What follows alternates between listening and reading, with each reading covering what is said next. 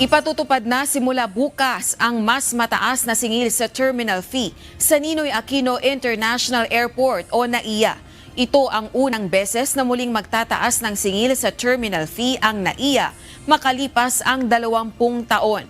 Batay sa bagong rate adjustment, magiging 390 pesos na ang bayad para sa domestic flights mula sa kasalukuyang 200 pesos. Habang magiging 950 pesos na ang bayad sa international flight mula sa 550 pesos. Nauna nang sinabi ng management ng NAIA na gagamitin ang karagdagang pondo para sa renovation ng Terminal 1 at 3.